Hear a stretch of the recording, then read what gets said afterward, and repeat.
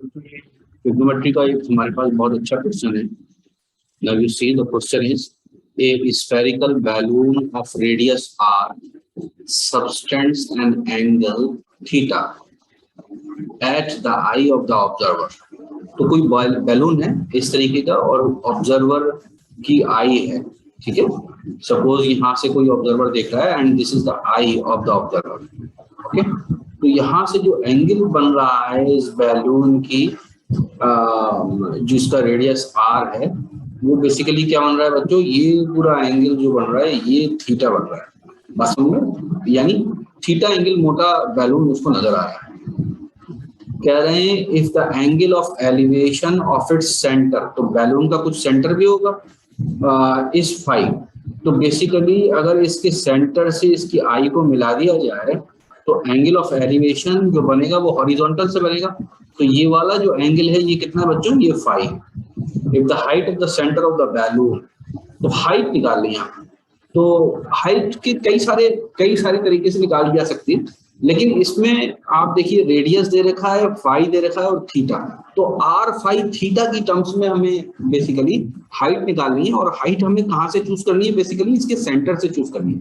तो सेंटर से लेकर ग्राउंड तक जहाँ बेसिकली ऑब्जर्वर है, जहाँ ऑब्जर्वर की आई है वहां तक बेसिकली आई, ठीक है।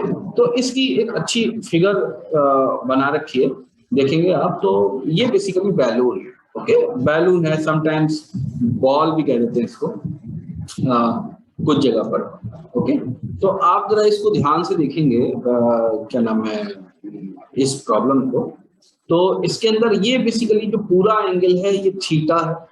तो ये वाला एंगल कितना हो जाएगा, ये वाला जो पर्टिकुलर एंगल है ये बेसिकली आपका हो जाएगा θ/2।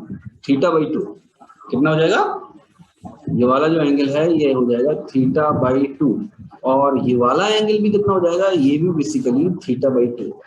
बात समझ में आती है, ये θ/2। ये O से लेकर यहाँ तक ये बेसिकली रेडियस है, O से लेकर यहाँ तक ये भी बेसिकली रेडियस है, और ये O से लेकर और नीचे तक ये बेसिकली हाइट। तो हम बच्चों नोमेनक्लेचर कर लेते हैं जिससे कि हमको आसानी हो जाएगी इसको समझने में, ठीक है। ओके, नोमेनक्लेचर कर लेते हैं हम। यहाँ पर इसको हम कैपिटल एस बोल देते हैं, इसको हम ए बोल देते हैं, इस पॉइंट को बी बोल देते हैं, ये जो पॉइंट है इसको हम सी बोल देते हैं, और ये पॉइंट इसको डी बोल देते हैं, ओके। अब ध्यान से देखिए, ये बेसिकली रेडियस है आर, रेडियस और इस लाइन के बीच में ये वाली जो लाइन है एडी, ये एंगल 90 डिग्री का होगा, ठीक है। अब हम ओडी की वैल्यू निकाल लेते हैं, ओडी किसके बराबर होगा, ठीक है ना। ओ और डी किसके बराबर होगा इन टर्म्स ऑफ आर, क्योंकि ये जो एंगल है ये एंगल हमको पता है, ये एंगल किसके बराबर है, ये एंगल θ/2 के बराबर है। तो इस एंगल के सामने वाली साइड आर क्या हो जाएगी, परपेंडिकुलर हो जाएगी, ठीक है। और ये बेसिकली क्या हो जाएगी, ये लाइन ओडी ये हाइपोटेन्यूज हो जाएगी इस एंगल के लिए, क्योंकि एंगल 90 डिग्री का यहाँ पर 90 डिग्री के सामने वाली साइड हाइपोटेन्यूज होती है।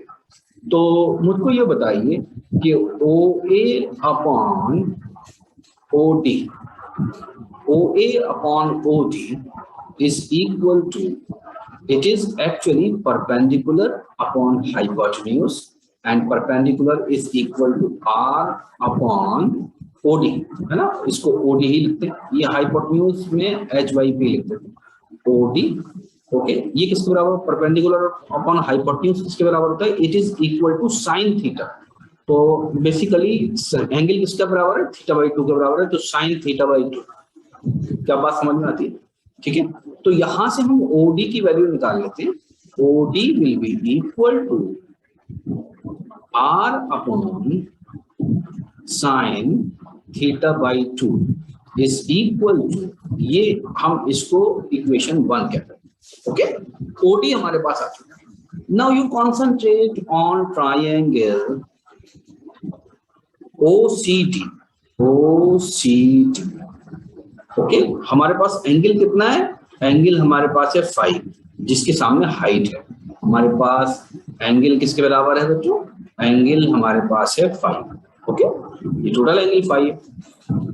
इसके सामने हाइट है तो वो बेसिकली परपेंडिकुलर हो जाएगा, तो हम लिखेंगे OC अपॉन OD।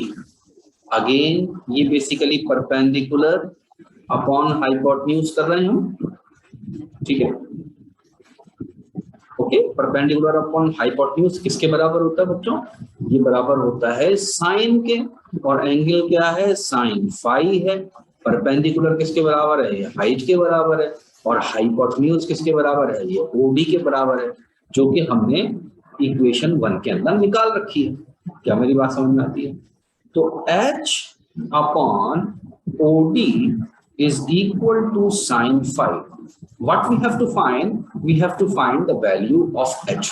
तो यहाँ हम ऊपर लिख लेते हैं, H किसके बराबर हो जाएगा? H बराबर हो जाएगा OD sin phi।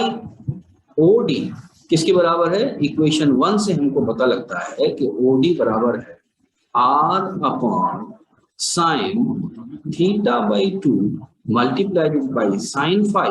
Sign theta by 2 को ऊपर ले जाते हैं तो H बराबर हो जाएगा R cosec theta by 2 and sine phi. Okay, I think ये दे रखा है।